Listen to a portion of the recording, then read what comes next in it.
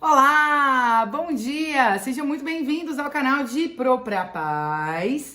E cá estou eu já com a minha roupa de ginástica, já estou pronta para levar os cachorros para passear, para espairecer, para organizar o meu dia e principalmente e acima de tudo, para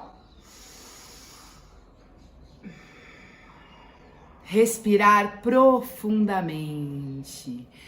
Inspirar e sentir esse ar entrando, estufando assim o meu diafragma, sabe? Fazendo com que na inspiração desse até um barato. A minha caminhada, o meu sair com os meus cachorros, normalmente tem esse cunho de fazer com que eu me centre no aqui e no agora. E hoje a gente vai falar sobre respiração. Eu tive duas vivências com crianças que me fizeram falar ou pensar em falar para vocês sobre o quanto é importante nós usarmos a respiração como uma ferramenta de educação das nossas crianças e de nós mesmos.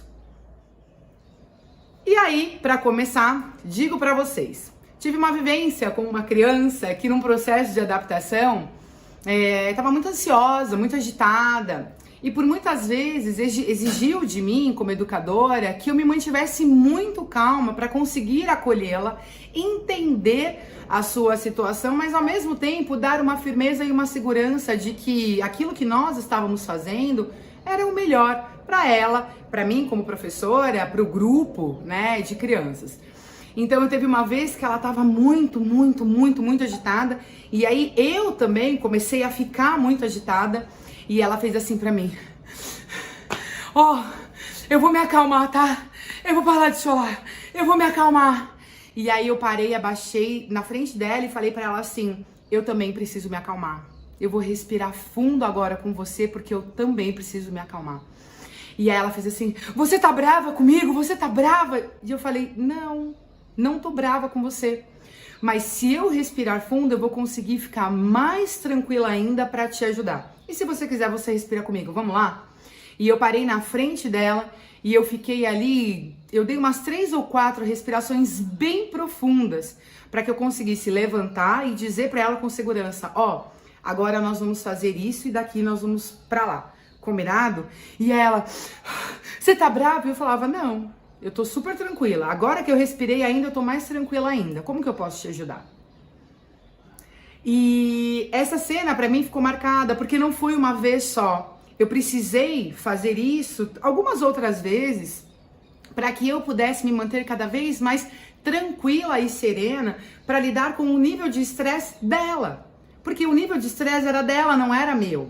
Porém, como nós temos aqui o nosso cérebro espelhado, né, os nossos neurônios espelho, quando a gente vê uma criança numa determinada situação ou um indivíduo, a tendência é que a gente copie o comportamento dela. Por exemplo, quando você vê alguém bocejando e aí você automaticamente nem sabe por que boceja junto. Exato. O neurônio espelho, ele faz isso conosco. Então, vendo essa criança nesse nível de estresse, fez com que de repente, por um momento, eu quisesse entrar. Porém, por ter ferramentas que me fazem não entrar, eu consegui me manter serena e tranquila para ajudá-la a sair ou a neutralizar esse nível de estresse. Nossa, Renata, sussa então? Aqui, tirou o coelho da cartola? Não, gente. Treino, repetição e intensidade.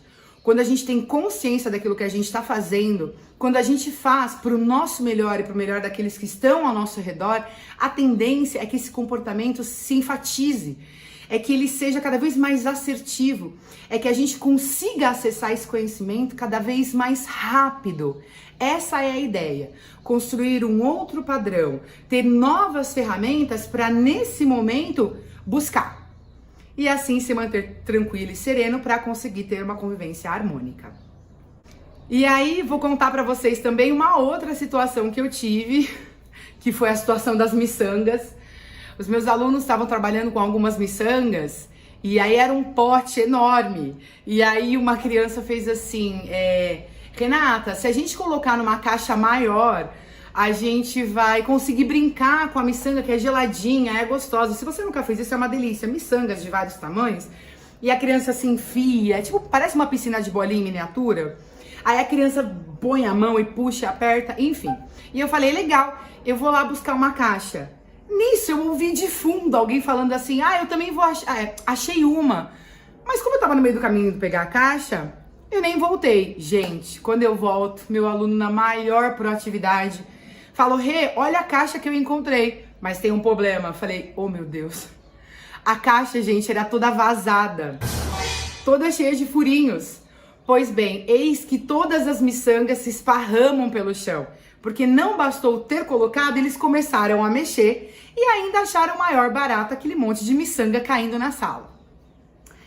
Quando eu olhei aquilo, pensando nas miçanguinhas aqui, ó, que a gente teria que pegar, lembrando que nós tínhamos um horário de lanche, que nós tínhamos uma atividade, eu falei... Eu parei na frente deles. E aí eu fiz um...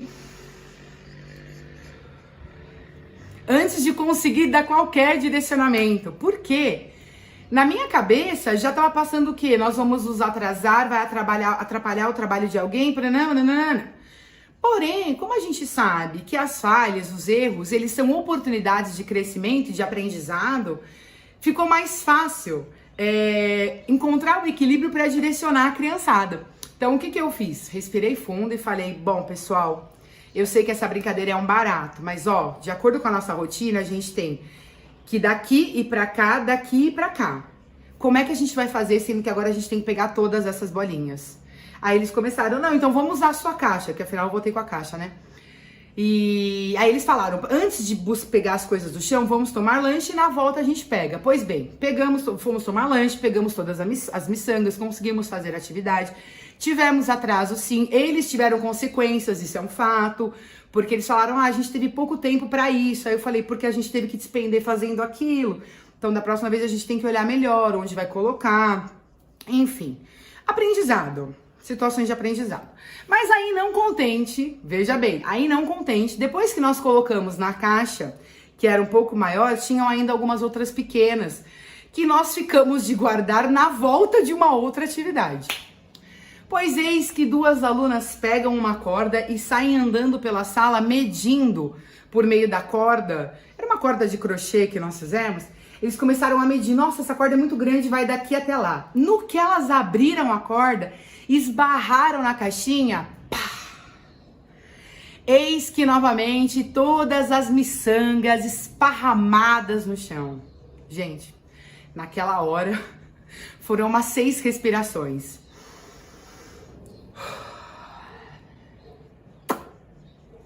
Aconteceu de novo, né? O nosso cérebro, gente, ele faz pouca distinção entre o que é experiência e o que é lembrança. Então, toda vez que você lembra de algo, é como se você vivesse aquilo pela primeira vez, sabe? E aí, nessa segunda vez, me remeteu o quê? A primeira. Mas, de novo, eu tinha uma estratégia. Qual era? Respirar fundo. Eis que respiro fundo novamente e falo, pessoal, olha o que aconteceu. Aí eles, mas a gente só tava medindo. E eu falei, eu entendo, mas olha o que aconteceu. A gente vai ter que resolver isso. Mas agora não vai dar pra brincar lá fora. Eu falei, talvez não dê tempo. Vai depender do tempo que a gente vai levar pra colocar novamente todas as miçangas no lugar e todas as caixas no lugar certo. E aí eu falei pra eles, trabalhei a ideia de cooperação, trabalhei a ideia de grupo, trabalhei a ideia de professor e aluno, aluno e professor, que é um time, que cada um precisa fazer a sua parte, enfim, o que foi maravilhoso, um aprendizado incrível. E, enfim, eles descobriram também que a corda dava pra sala inteira e que eles poderiam fazer o balanço que eles queriam. Mas e aí, tô rodando tudo isso aqui porque eu quero chegar onde? Eu quero chegar numa conversa que é a seguinte: quanto mais consciente nós estivermos nas mais diferentes situações, mais serenidade para lidar com elas. E a respiração, por meio da respiração, nós conseguimos atingir um nível de consciência maior.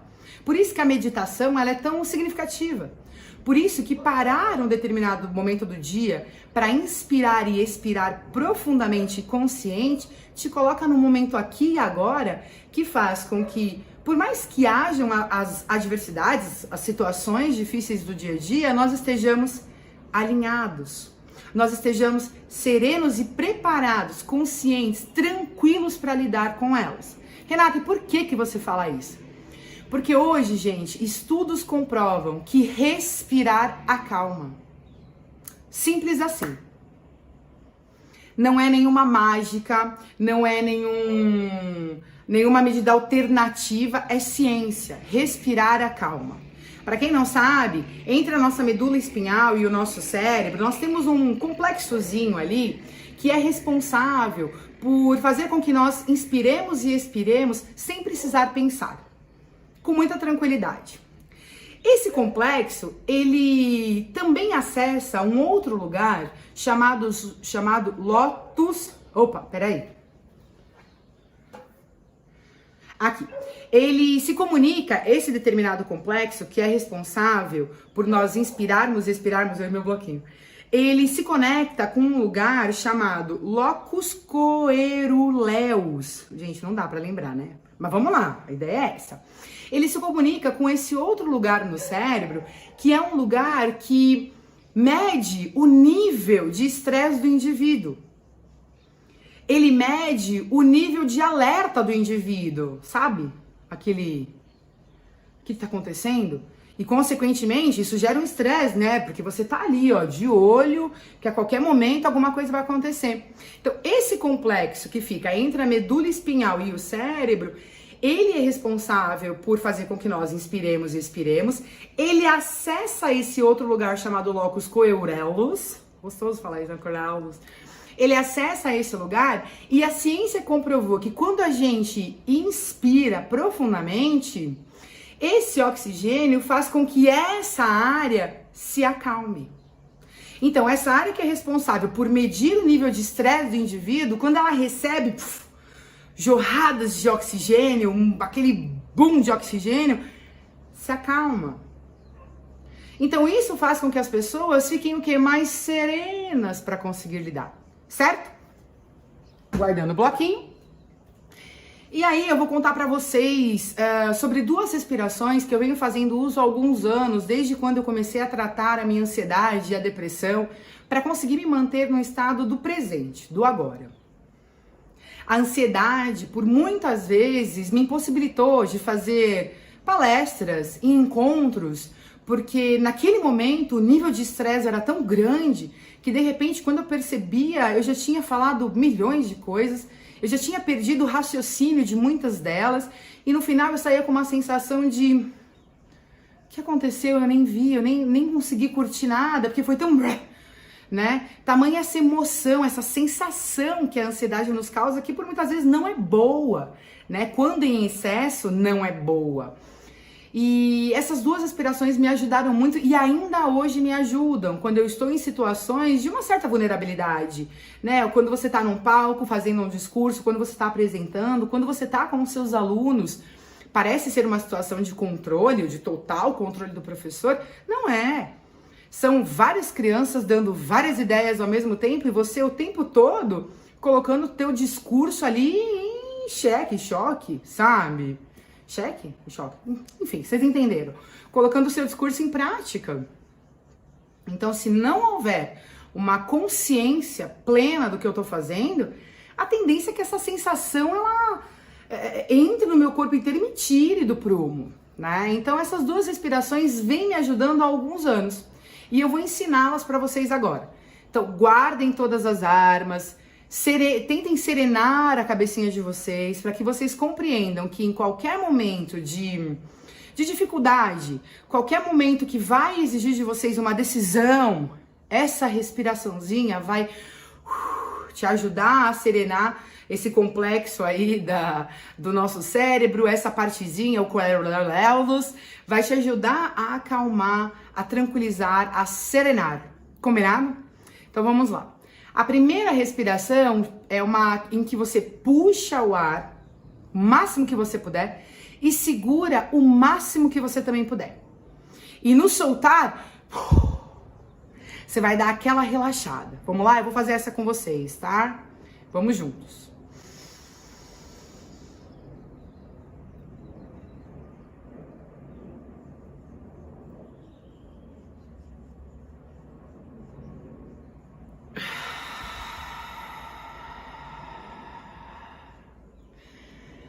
lembrando, até sorri, né?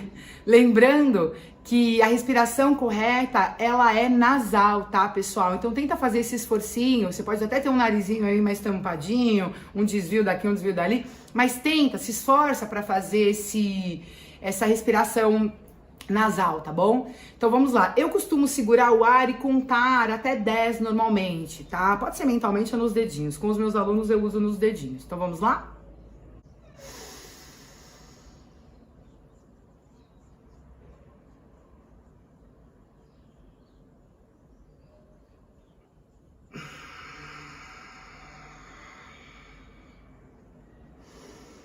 Eu brinco que ela dá até um barato, né? Oxigena tanto o nosso cérebro que dá até um barato. Essa é uma respiração que eu faço muito, em especial antes de apresentar trabalhos. Ela me dá um ápice de relaxamento que para mim foi muito útil ao longo de encontros que eu venho fazendo com o de Pro pra Paz e com pessoas e reuniões, etc e tal. Me ajuda a conseguir falar as coisas certas, necessárias, silenciar quando preciso. Então é uma respiração que para mim tem muito significado. Uma outra que eu aprendi tem uns 3 ou 4 anos num tratamento homeopático, não foi nem homeopático, foi com florais de alquimia e tal. Foi muito significativo, eu aprendi que é a respiração quadradinho, gente. Não é o funk, não é faz um quadradinho, não é. Apesar que eu adoro um funk, mas não é um funk. Essa respiração quadradinho para você imaginar um quadrado na tua cabeça e nas laterais, né, como fala? Esqueci o nome. Oh God. Não vou lembrar a palavra agora que eu quero lembrar, mas ok. Você imagina um quadrado e para cada lado, será que era essa a palavra? E para cada lado do quadrado, você vai executar um comando, tá? Você vai inspirar por 4 segundos, segurar por 4 segundos, soltar por 4 segundos e não vai fazer nada 4 segundos. Parece difícil, mas não é. De novo. Inspira 4, segura 4, desce 4, expira 4 e não faz nada 4. Vamos lá? Vou fazer com vocês, tá? Respiração quadradinho.